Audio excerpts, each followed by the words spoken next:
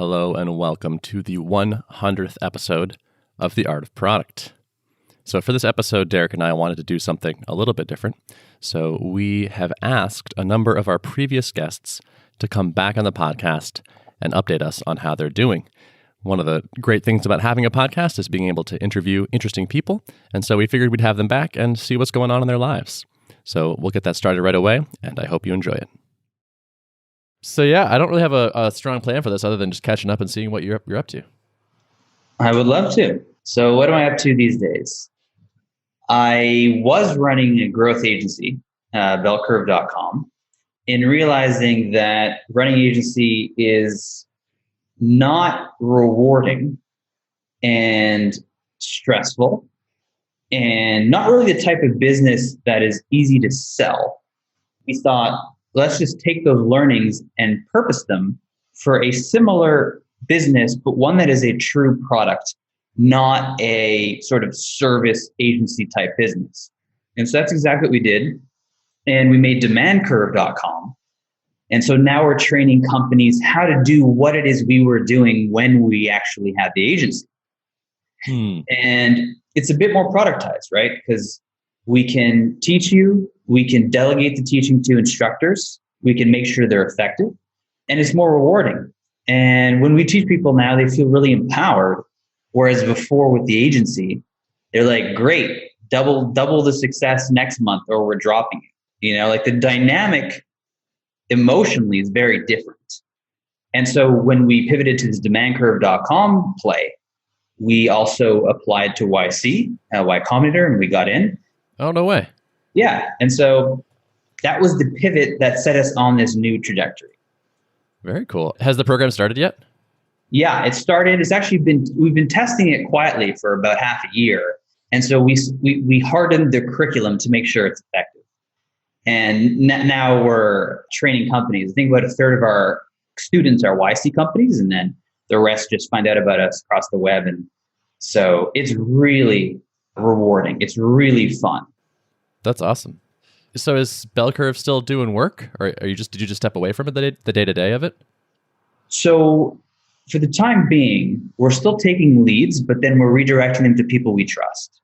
And so we still want that optionality of being able to revisit it. And we've done a lot with it. It has a history behind it, so we don't want to fully abandon it. But at the moment, its greatest value add is just lending credibility to Demand Curve because of all the clients we had there, all the testimonials. And it's effective when we're pitching people Demand Curve to say, we're distilling the learnings we had from the agency, and all that experience can now be yours, which is absolutely true. And so we're not going to fully shut it down, but for the time being, we're not accepting new clients. Very cool. And is Y Combinator running already? Are you doing it currently? Yeah, there's only 2 weeks left. What's interesting is we applied to them with this vision of taking this Demand Curve thing where we train companies in growth and pivoting it a little bit and training individuals in growth and making like the Lambda school of marketing. So we can train people to become growth marketers as part of their career, people who were previously, doing anything. And in the process, we help them get hired. And like that just doubles down on aligning ourselves with the sort of happiness and success of the students or clients. Because like when we train them and get them hired, they are so happy, and we've had such a material impact on them. It's very rewarding. That's great. And was Y Combinator an interesting experience? So there's 2 or 3 components. There's like 3 major components. One is the advice leading up to demo day, and the demo day experience, which is the best opportunity a company can ever have for creating a feeding frenzy from investors toward you. There's just nothing like it. So if you need to raise funding, it is unparalleled. The second component is access to the community. And so in our particular case, we have a business that benefits a lot from accessing hundreds of thousands of YC founders because we train founders in how to do growth. So it's very beneficial from that angle. And there's also this internal forum within YC where we can chat with each other, and that's also been super constructive. And then The third angle is the advice. The third component is the advice. So you get advice from the YC partners, and then there are like dinners and events they throw. The YC partners are legitimately excellent because they've just pattern matched across so many hundreds of founders that they've worked with and seen what worked for them, that they're able to say, okay, well, I've seen this 100 times and here's how I pattern match onto you. This is what you should be doing for sales, marketing, hiring, building your company, product, everything. It is so high leverage to have a 1 hour phone call or 40-minute phone call with a YC partner. And the events are also very good. They bring in the best people they can. They keep them tight and concise, and they're very constructive. It is quite a commitment, I will say. Like, it takes a lot of time. It's in some ways you're battling the distraction of YC while trying to build your startup. And ostensibly, they're kind of the same thing. Like, you do YC to help accelerate the pace of your startup, but the events take a lot of time. You have to go down to Mountain View. I think they might be trying to come up to SF soon to make it easier. But yeah, it's a big time commitment. I believe it. So the program is almost wrapped up, and you have this sort of new thing going. So, like, what's next? We've come to realize, like, our core, like, the magnet for everything else we're going to build, all our streams of revenue, is based off our brand's credibility and my individual credibility and that of my team. And so if we are first and foremost thought of as, say, the most legitimate people in growth or marketing, the question is, how do we pivot that? How do we leverage that trust to then launch products? And which products could we launch that are the least risk, highest ROI, and also like synergistic, complementary to the other things we're doing? And so this is my long way of saying we're going to keep building products to solve marketing problems. So maybe a job board, maybe a placement program for like senior people who want to get placed elsewhere. And we're going to try to be the one-stop shop for, if you need growth marketing in any way, advice, training, introductions, anything, we want to be that company. So that's our current vision. Well, that sounds good. Anything else going on in your life you want to talk about before we wrap up? Sure. I would say, what else? Well, I'll be honest, the writing stuff at Julian.com takes up like a huge, there's a lot of mental overhead there. So like in any given day, a couple hours of time goes to thinking about that, and maybe not a couple hours, and certainly my weekends are consumed by it. And so that is a big part of my life. And I think every time I release a handbook on Julian.com where I go deep into a new topic, I'm more excited to do the next one.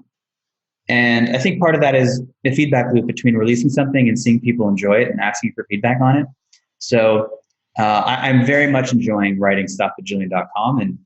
And that's probably the most satisfying thing that I do. And I will keep doing it. Nice.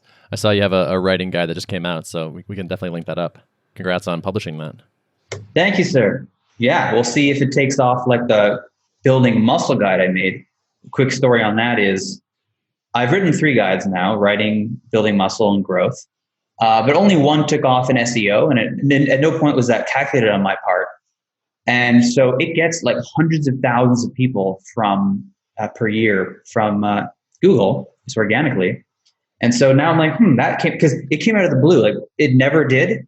And then there was this SEO update in like January 2019, and just something snapped, and like Google now loves the guide. And I'm like, oh, this is interesting. I guess if I just keep creating guides over time, some are going to hit if they're high quality. And maybe that's a cool source of traffic that I never really had before. Well, awesome. I wish you luck. I hope everything goes well, and thanks for coming by. Beautiful. Likewise. Thanks for having me. Thanks, dude. Take care. Peace. All right. Our next person we're talking to that we're going back in the time machine is Mr. Jason Cohen. How's it going, Jason? Good. Glad you're coming back. Your episode, which was 69 back in December of 2018, was quite popular. People were really into it. So it's nice to have you back on here. It's nice. Just telling the truth is usually popular. Yes. I appreciate that. Like, yeah, you're not, you talk about the good and the bad. Yeah. I think it's kind of essential. You and I were sort of talking before the call, and as I was listening back to this episode to get ready, I was like, wow, I was really afraid to launch because I was convinced that everyone was going to kind of hate us because there were bugs and the product was unstable and all this.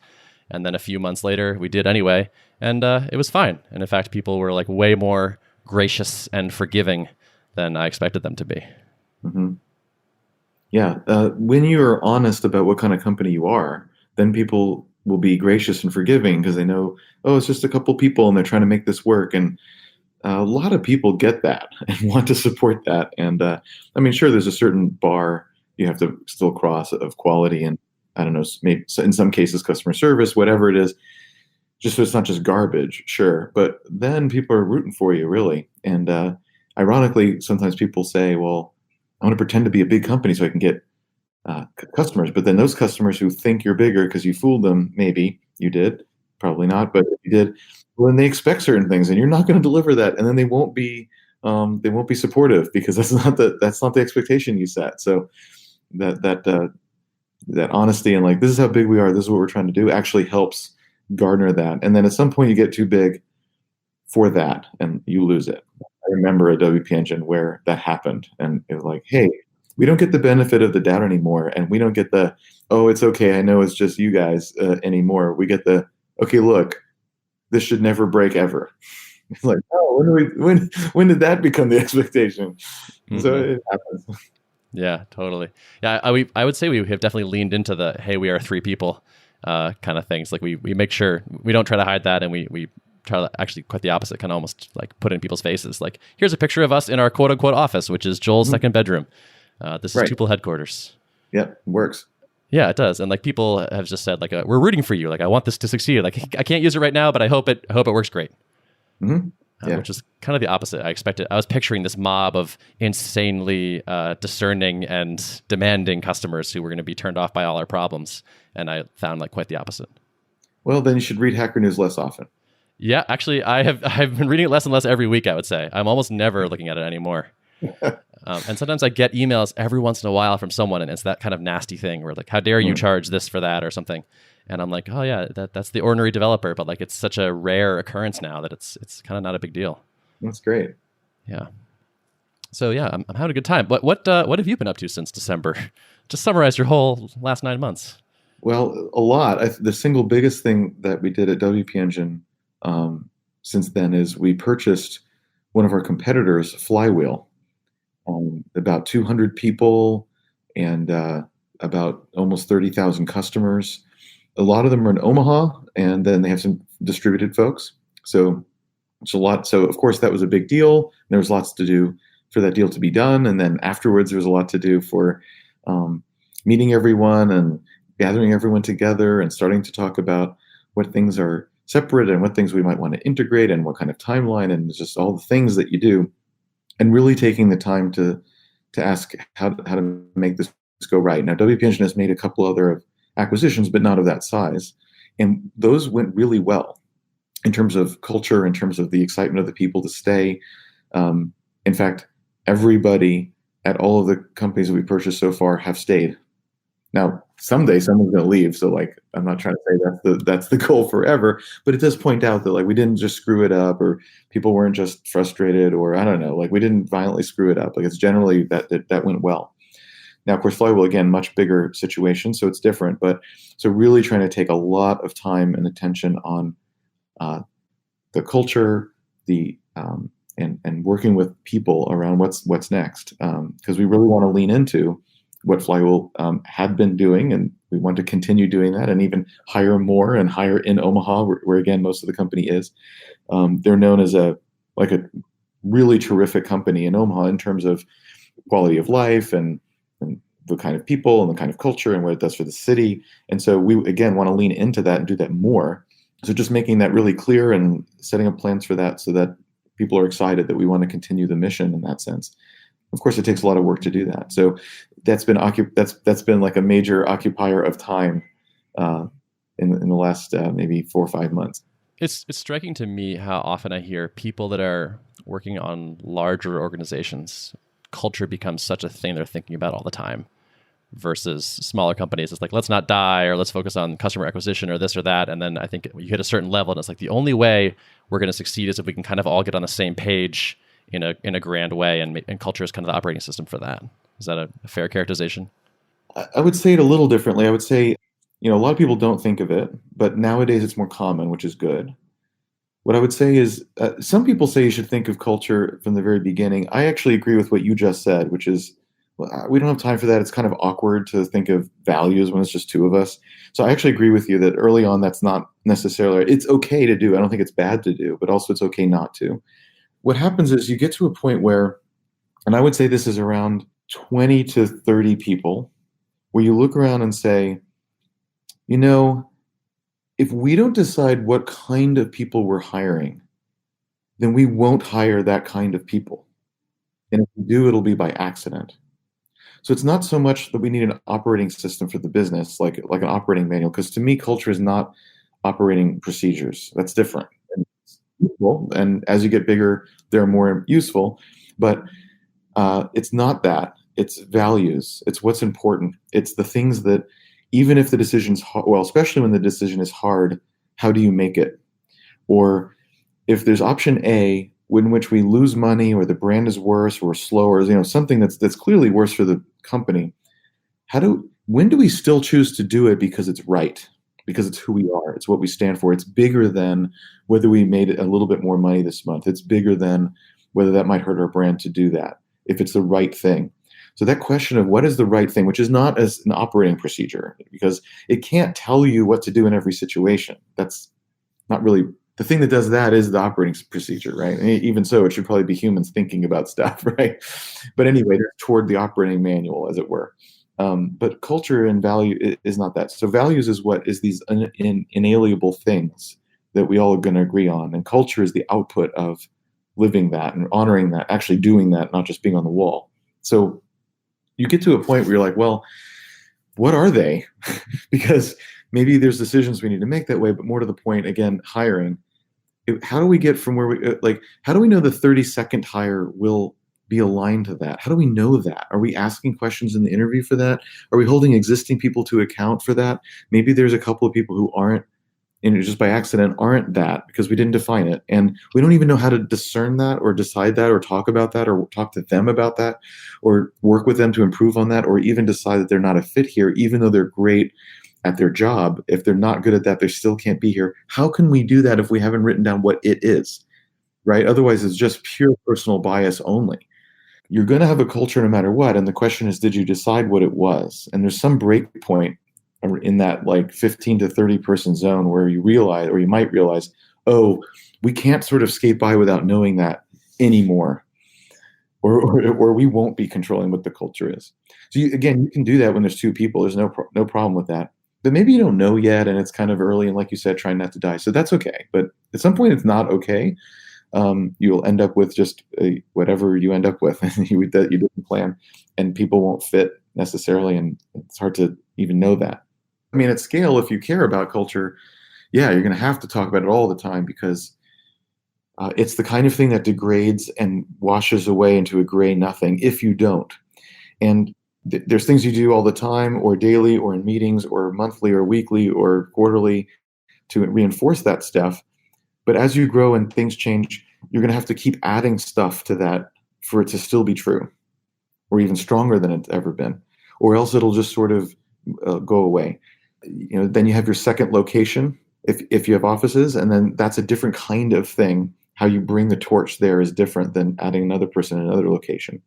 You might say distributed teams are different. Exactly. Distributed teams will tell you that a lot of times bringing the team together occasionally is absolutely critical for people having certain kinds of relationships and to instill that culture. So in a distributed sense, exactly, it's also hard, but in a different way. How do you make it so that the sales team doesn't have a different culture than the engineering team, even though they are different personalities often and different types of work and this kind of thing?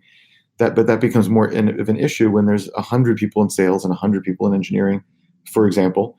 Then that's a different challenge than when there's just a sort of entrepreneurial salesperson sitting right next to an entrepreneurial engineer, and that's the whole company. It's a lot easier for that to be the case, or any differences to be just gentle ribbing of the rapport that we have. It's just not the same thing when it's bigger. So it changes, in other words, what has to be done, or new things have to be done naturally.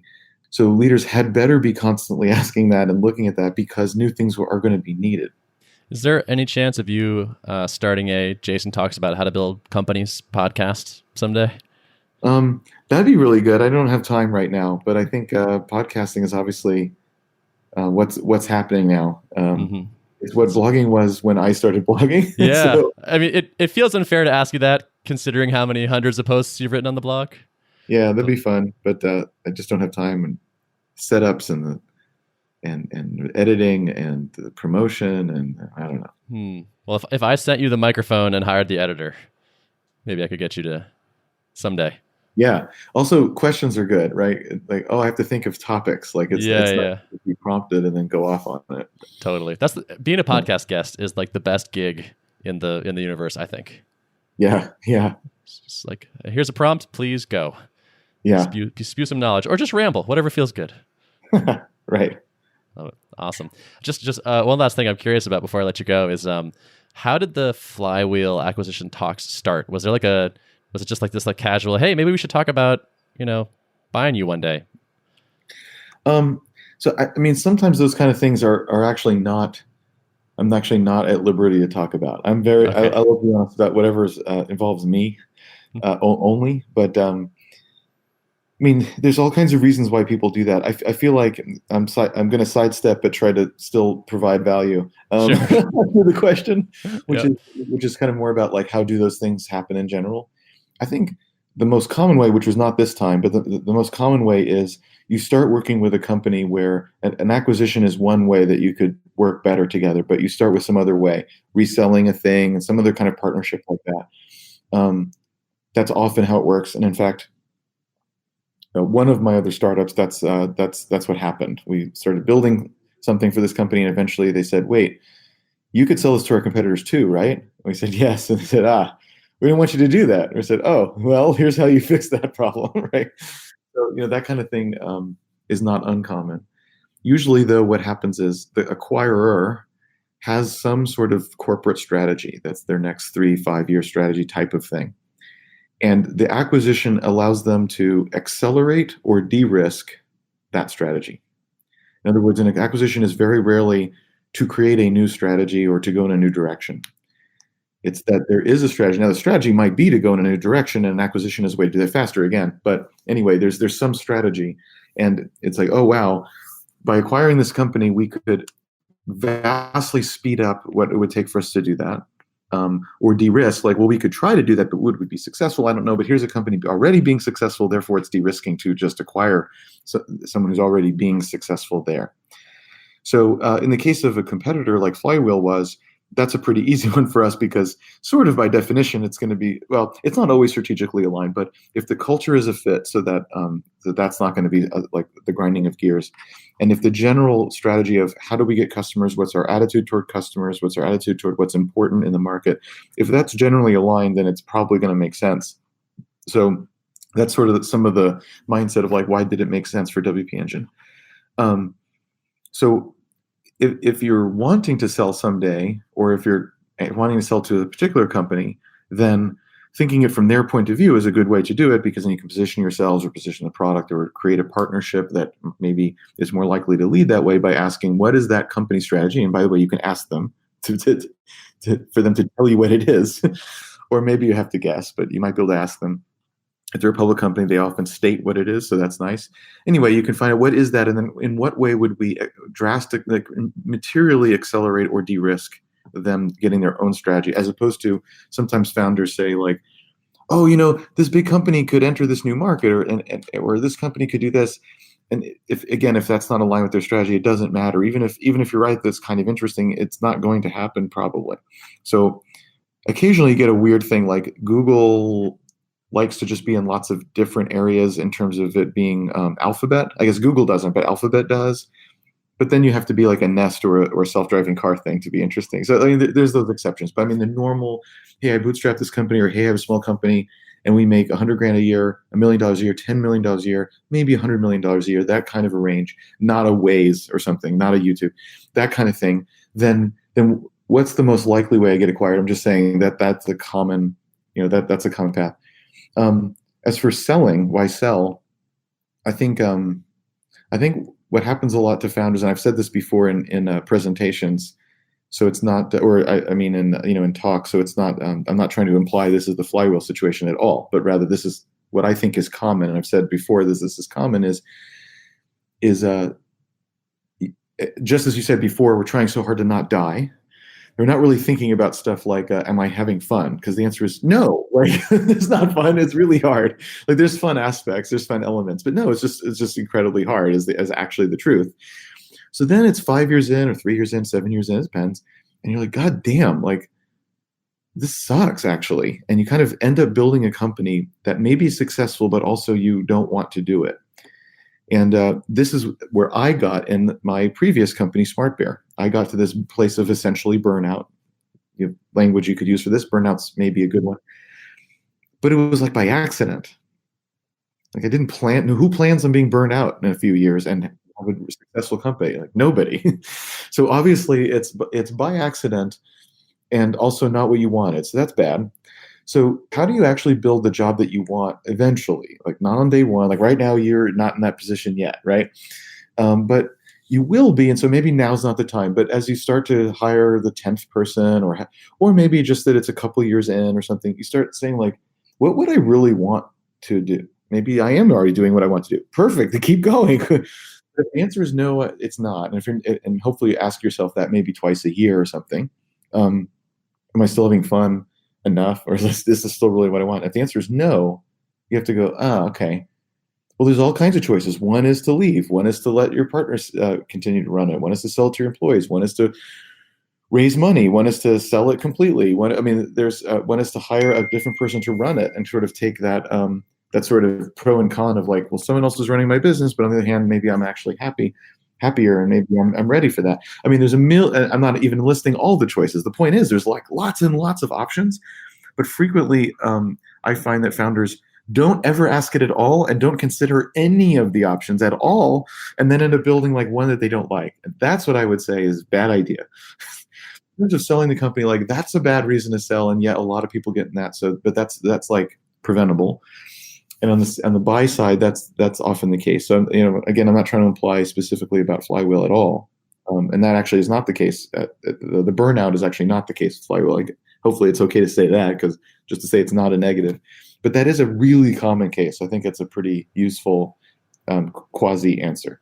Yeah, sure. So one thing I want to thank you for actually is you have a post on your blog, and the gist is sort of, you're doing a good job if you're enjoying the journey. Yeah. And so you talked about making sure, like, checking in and making sure you're having a good time. And so we actually added this to our retro questions that we do most weeks. And so, like, how can we enjoy the journey more? Like, how are we feeling? Are we struggling with anything? How can we have, like, more fun with this? So nice. I think that's been useful for us, and I wanted to thank you for that idea. Cool. Awesome. Well, hey, thanks for coming on. I don't want to take too much of your time. It was great to catch up again. It was, and congratulations on all your success. That's really fun. Thank you. I am having a good time. It's working. The fun part is still very active, so sweet. Hopefully it keeps going. Yeah. Yay. Awesome. All right, take care. All right, our next guest we're checking in with is Mr. Rob Walling. Welcome, Rob. Gentlemen, thanks for having me back. Totally. Thanks for being on before and now too. Absolutely. Congratulations on a 100 episode. That is quite a milestone. It's impressive. Thank you. Yeah, it feels good, especially at our semi-slacker pace of taking off weeks whenever we want to. We finally made it. That's the beauty, though, is you guys, you're doing a podcast. It's for fun, right? It's not like it's a business, so it's, it's something you can do. Mm-hmm. Yeah, I think it sits at that intersection. It's fun, but also it has business benefits, so we try to be semi-regular with it. Yeah, that makes sense. How's TinySeed going? It's good, man. We're about 2.5 months into the first batch, and it's like everything. I keep telling people this. It's like everything I wanted it to be, which is pretty rare.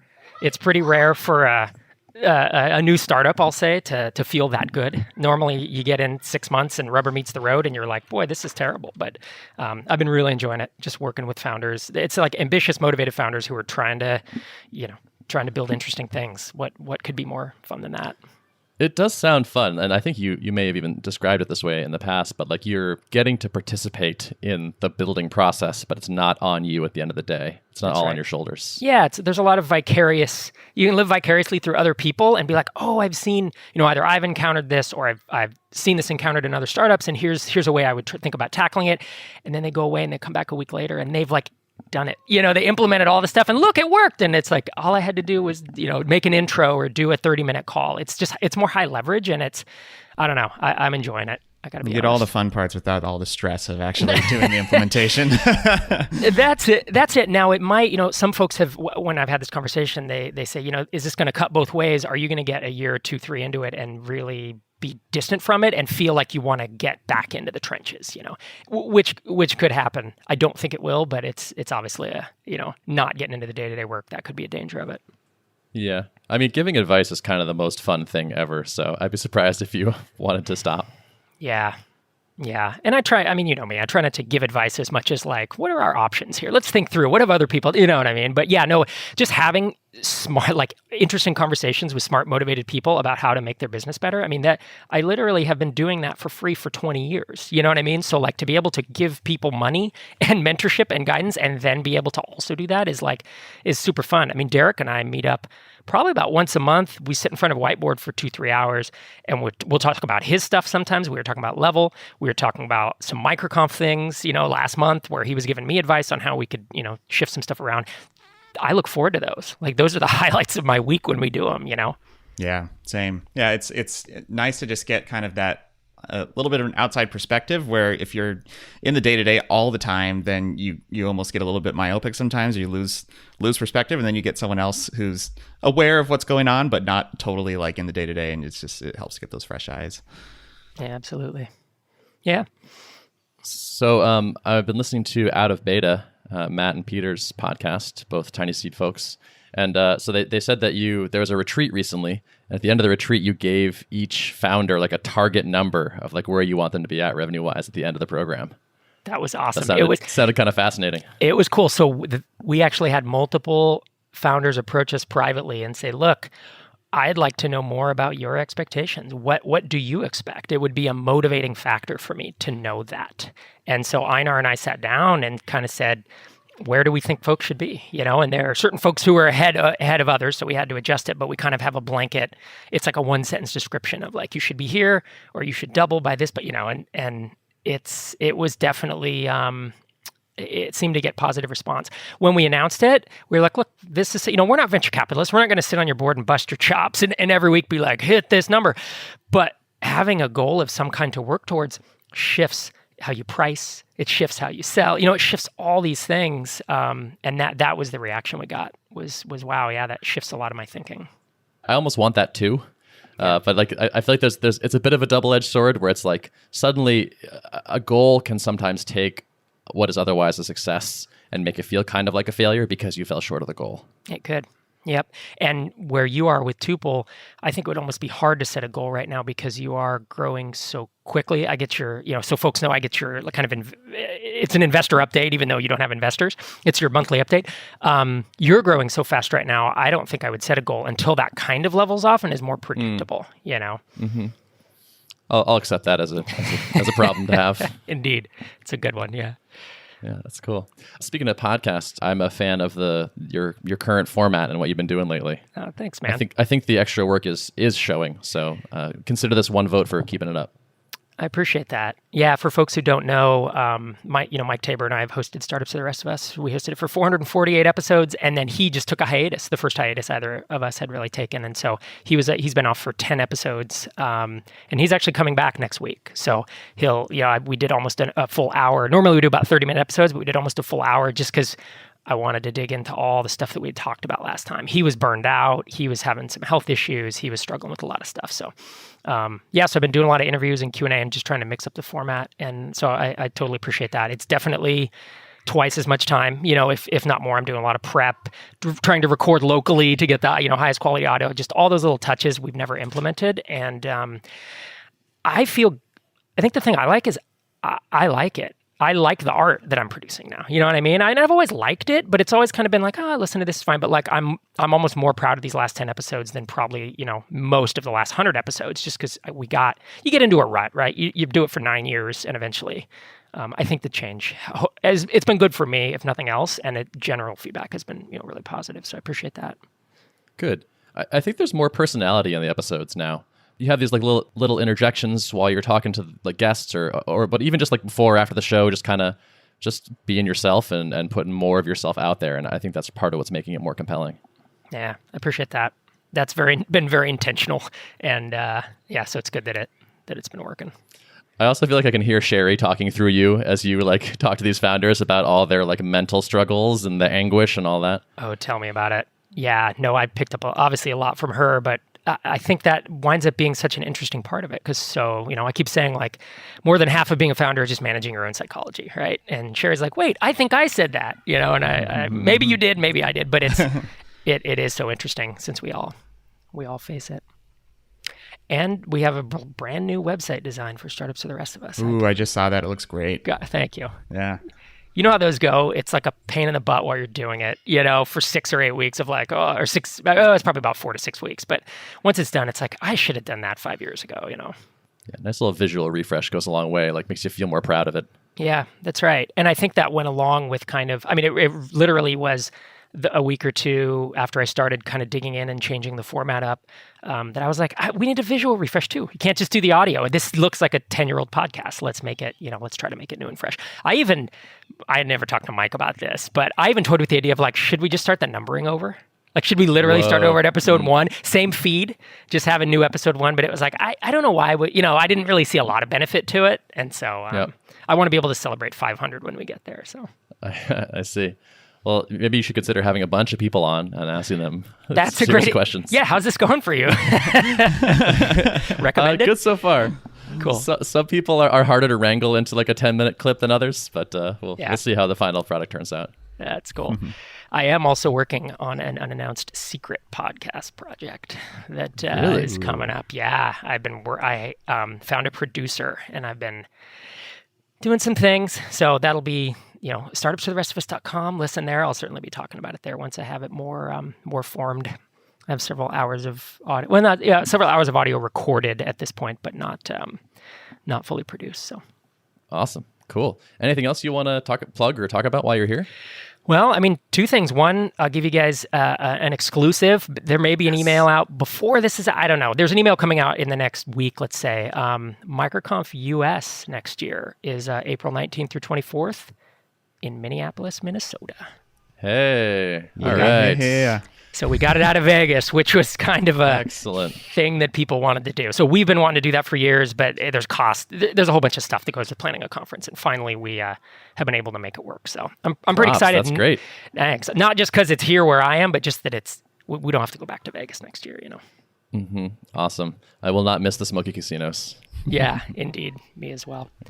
And then we have some great food recommendations here in Minneapolis too. I'm really excited to take people around to like my favorite burger spot and some of the favorite speakeasies and stuff. I think it's gonna be a good time. Yeah, it's a great city to entertain. Awesome. Yeah. So I'm excited awesome. about And that. I'll just crash at your place, Derek. So that'll work on. Yeah, there you go. Hey man, I have a basement. I love it. Bootstrapper life. That's the best. And then MicroConf Europe's in Croatia here in about 2 months, end of October. If folks want a little vacay, we're lining up speakers for that right now. So it's been fun as well. Yeah. Cool. Well, hey Rob, thanks for coming on and thanks for being a guest in the past and sharing your knowledge. Absolutely, man. Thanks so much for inviting me back on. And again, congratulations, hearty congratulations on making it to 100 episodes. Thanks a lot. Thank you. All right. It is time for the one and only Mr. Paul Jarvis. Hello, sir. Oh, hi. How's it going? It is definitely going. I feel like I'm running around with my head cut off a little today, but yeah. You said you're recording something.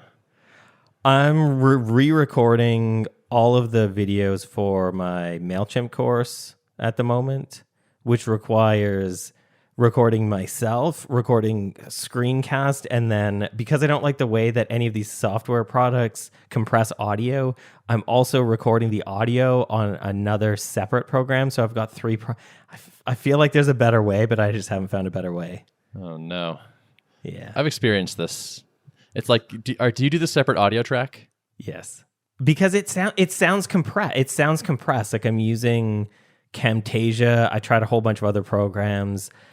It sounds compressed, and it might just be me who can hear it, but I don't like the compressed. Like I have a super expensive mic and setup and mixing board and everything. Like I want people to hear how awesome my equipment is. Totally.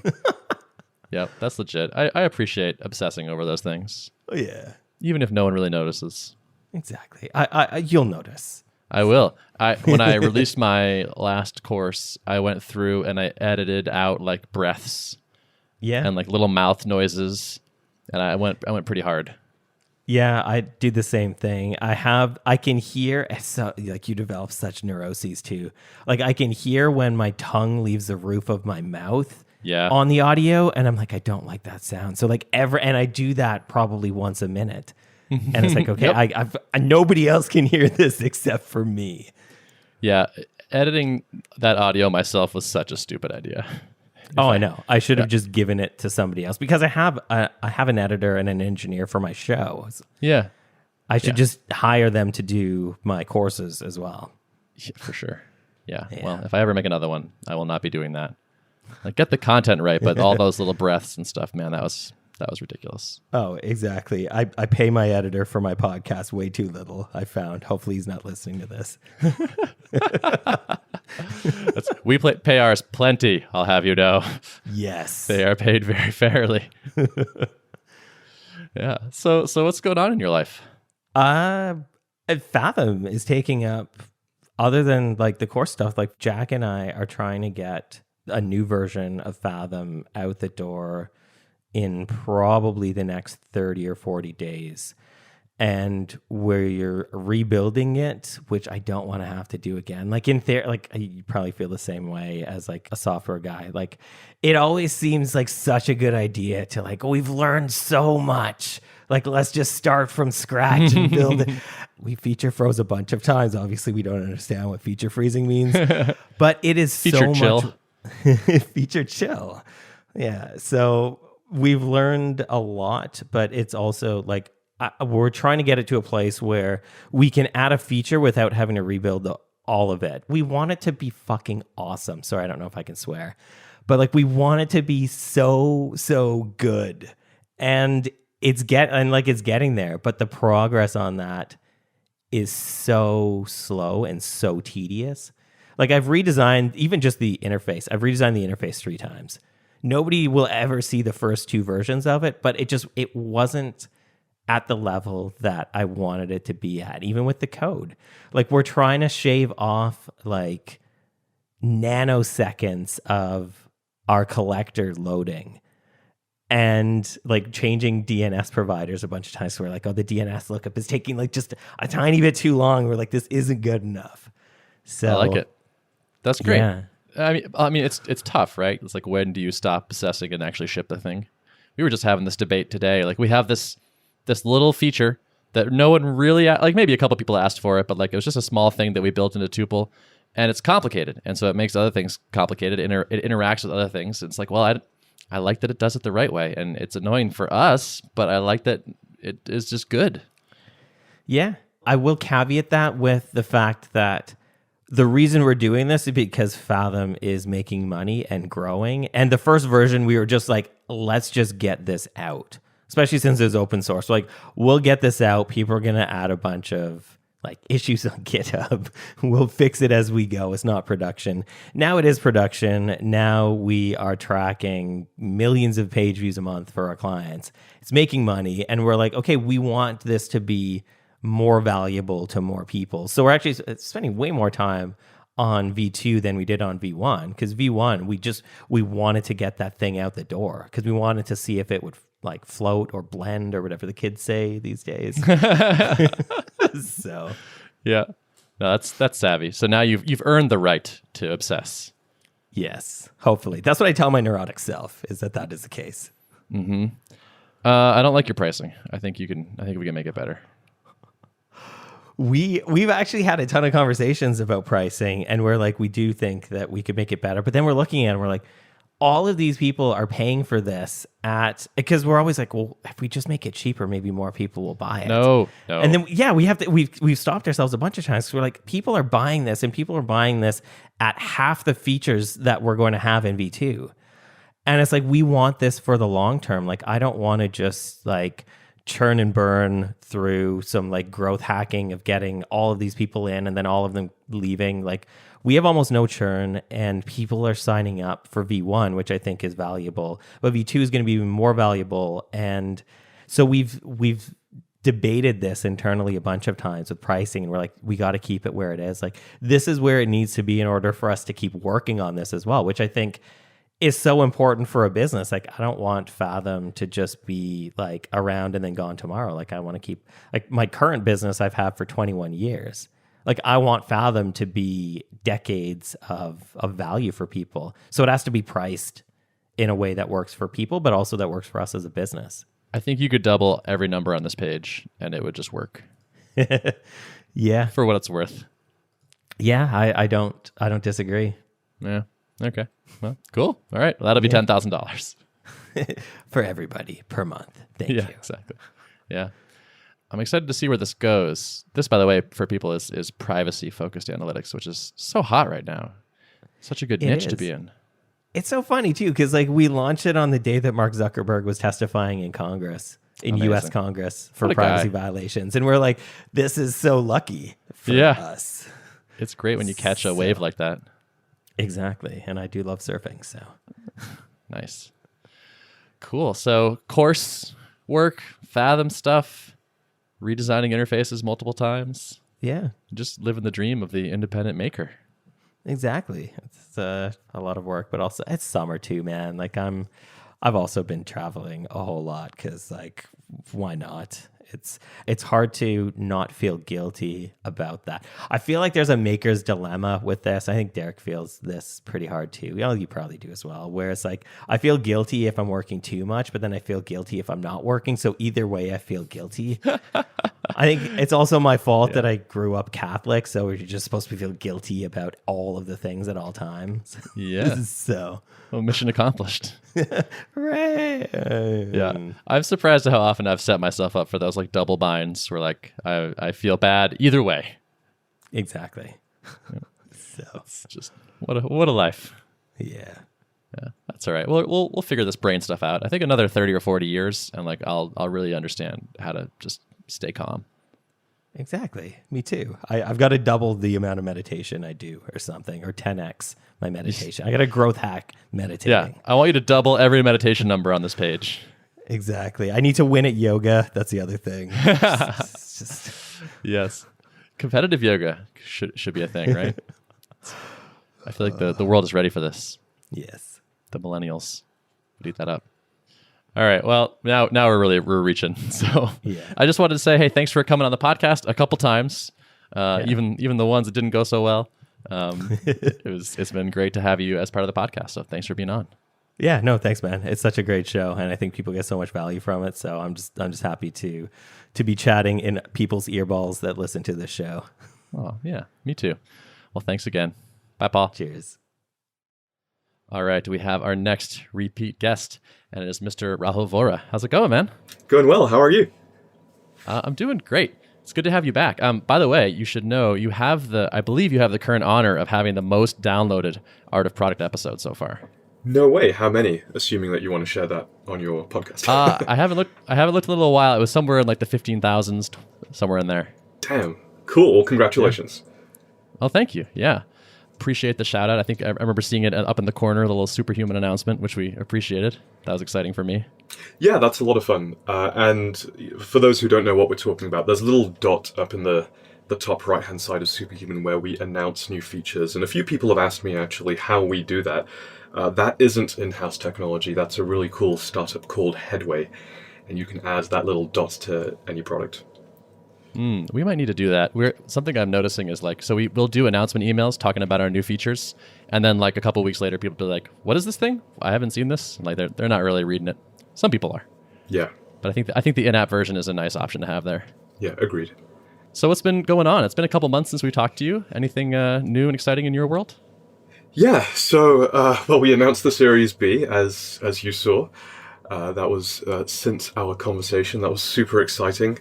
As a result, kicked off a whole spate of hiring. So I don't remember exactly how large we were when we had our last conversation, but we are now at 35 people, well on our way to be around 60 by the end of this year. Wow. I remember last time I talked to you, I was asking you like what your week broke down to time-wise, and you actually had that number, which is kind of amazing. And I think you said you were spending 20% of your time on hiring back then. Has that gone up since then? What I'm aiming for is around 30% of my time to go into recruiting. And some weeks that's 40%, some weeks it's a little bit less. I think when you and I spoke, I was doing a bunch of PR activity and sort of the fallout from raising the financing. So we're now back up to normal levels of recruiting for me. Do you actually have like web browser access to the bank account where like $33 million got dumped into? Yeah, I guess I do. What's that like? What's it like? You know what? It doesn't really feel like anything. My dad asked me a similar question over the weekend. We were catching up, and he said, "Hey, Superhuman was in the Sunday Times in the UK this last Sunday. What does that feel like?" And I said, "Yeah, it doesn't really feel like anything, to be honest. I mean, it's good. It's great. Obviously, I'm not saying otherwise, but feels like responsibility, I guess, in both cases." I feel like we have such a strong ability to adapt to whatever happens and make that the new normal. And you're just like, yeah, it feels like I'm doing the thing I'm doing. Yeah, exactly. With the money specifically, my first thing was to urgently invest it, because even with the recent interest rate cuts, you can still make a decent amount of money off interest from $40 million or so. Yeah, go figure. Yeah. So hiring a lot, making interest off money, continuing to work on the app. Still a happy user, by the way. Fantastic. We have. I'm super excited for next week's release. When is this episode airing? It'll probably be next week when it comes out. Ooh, so it'll probably you won't be spoiling anything, I don't think. Well, I don't mind. I'm always happy to talk about upcoming releases. Yeah, we have a really exciting visual refresh for the iOS app coming up. It's a lot faster, it's a lot cleaner, and most importantly, we have reworked the legibility all the way through the app. And so now it's a much more pleasant place to spend time in, which I know was contrast was one of the concerns that folks had, and so we've improved that considerably now. Nice. I love a good visual refresh. It's so satisfying to ship those things. It is, yeah. We redid our marketing site recently, and just having like a new identity out there, it feels good. Nice. That's fantastic. Yeah. Cool. So anything else going on? Personal side? Anything else you want to chat about? Let's see. I got a new puppy. No way. About 4 or 5 weeks ago. He's incredible. The sweetest little thing. He's an Alaskan Klekai. So an Alaskan Klekai is, imagine a Siberian Husky, but it's super, super small. So at adult weight, he'll be about 15 pounds. He's a tiny little bundle of love. This is my second Alaskan Klekai. Normally they are paranoid and neurotic and actually very difficult dogs. I know you're a fan of frameworks. Of course, I applied a framework to this. So there's this thing called the Volhard test, which originated in the 50s, which allows you to accurately predict the future personality of a dog by doing some basic psychometric tests at age 7 weeks. It turns out at 7 weeks of age, there is enough nature and not enough nurture that you can actually accurately predict personality. So I interviewed 5 different breeders, did this test on any number of different dogs, and I found an Alaskan Klekai with the loving, pleasing personality of a Labrador. Did you ask it how disappointed it would be if it could no longer be your dog? I think I could guess he would be very disappointed based on his actions. Awesome. You're got to be busy at work. Adding a puppy responsibility to that is like no joke. Sure. I think a lot of people question the timing as well, and I think we talked a little bit about mental health and wellness last time. I think it's super important to have stuff outside of work, and I get very into whatever I'm doing, I suspect, like the vast majority of founders, and it's been really grounding and very healthy to have a little puppy to take care of, and yeah, they take a lot of work. First of all, there's like the emotional benefits of a dog. Like it reduces blood pressure and makes you feel good. And also, I imagine it kind of gets you a little bit out of your own head. It does. I think founders especially have a take care of stuff mentality. It's good to to take care of a super dependent in this way, just like a little baby that basically can't do anything for themselves. All right. Well, I'm glad you could stop by, give us a quick update. I wanted to thank you also for being on the podcast in the past and say thanks for being on. Absolutely. Thanks for having me again, and congratulations on reaching 100 episodes. That's incredible. Thank you. Yeah, feels great. All right. Take care. Cool. Bye-bye. All right. Our next person is Mr. Steve Sugar, the famous, the always mentioned. How's it going, dude? Yeah. Good. Yourself? I'm good. I am approaching highly caffeinated, so I'm ready to go. Oh, yeah. I've only had one coffee today, so I'm going to brew one right after we finish here. Nice. I make this jet fuel in the morning that's like this really intense, like French roast kind of stuff, and I make it like triple strength, and it's kind of amazing. Okay. I just get, my wife works at Starbucks, like part-time. Oh, nice. So we get free coffee. Like she gets like markup every week. So she gets a bag of coffee every week and I do the French press thing. So Nice. Yeah. My stomach hates me when I do this, but my brain loves it. yeah. How much coffee do you drink? It's probably like 2 to 3 a day, I would say. Yeah, that's fair. That's I'm the same. Yeah. So it's good to have you on the podcast. You come up a lot in passing. Yep. And also, I did want to thank you publicly for your work on the new Tuple landing page. We're getting lots of compliments on it. People are into it, and I'm very psyched with how it turned out. Yeah, I had a lot of fun with that. It was great because I got to recycle that and use it into a talk I gave at Laracon this year. So I kind of got to kill two birds with one stone. So, it came at a great time because I was working on your site and I was kind of coming up to Laracon and I haven't even started a talk yet. And I just thought it would make a great case study. And I kind of just got to think about how I prepare my talk as I designed it and thought about like what I was thinking about. I got to articulate my ideas clearly. So yeah, that's super nice. Yeah. I mean, it's great for us also because like typically these are recorded and then so it's like becomes like almost a marketing thing later on. So yeah, exactly. And I always try to like turn it into like good little tweets and stuff, like sharing my ideas. So it works for me. It's win-win for everyone, right? It is. That's so nice about the fact that like you kind of sell design advice as well. You can sort of turn your consulting stuff into that. Exactly. Yeah. That's a good way to put it. Like I can, if I ever do a lot of freelancing again, I can like almost like charge an additional fee for like marketing their stuff through my platforms. I mean, it's not crazy. No, it's not. Just make a refactoring UI video every single time I get a client. And then like you said, you got a lot of hits for Tuple when I made the refactoring UI video, you got a lot of signups from that. So totally. Yeah, that's great. I think that was our biggest sign up day. Actually, was when that video came out.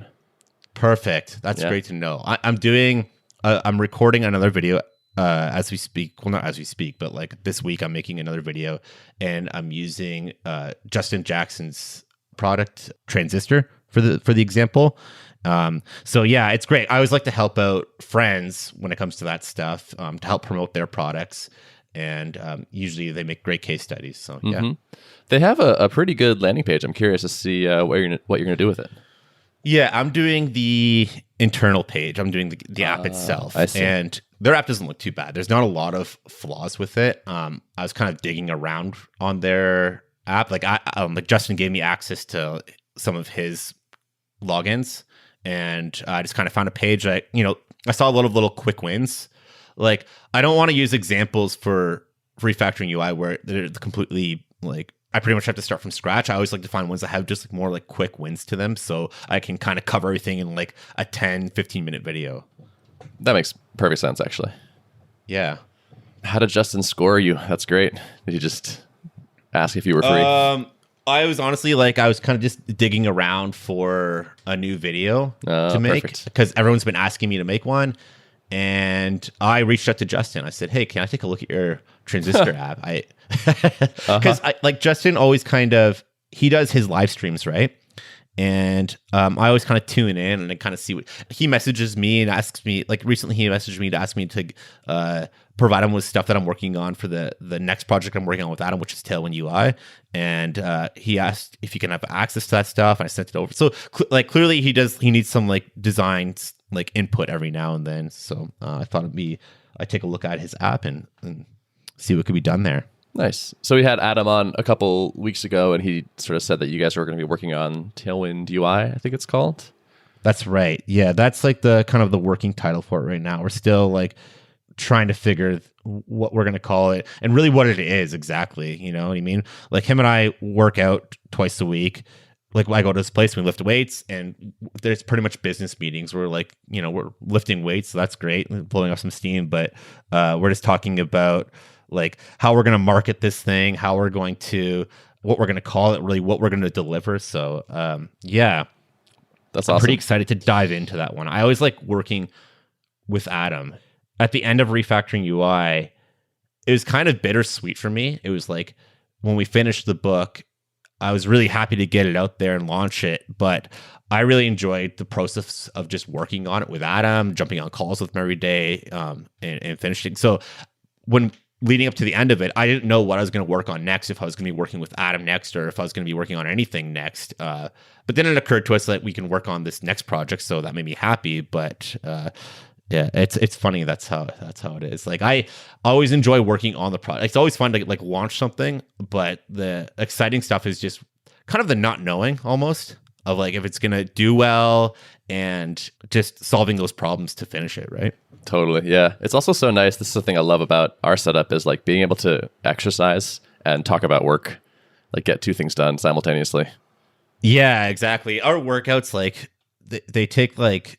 Sometimes I'm there for like 3 hours because we're just chit chatting. Like we do intense workouts. Like we do like he does like powerlifting, and he's essentially my coach when I'm doing it. And but in between like lifts, we're just talking about like what could we be, you know, what are we doing here with the yeah.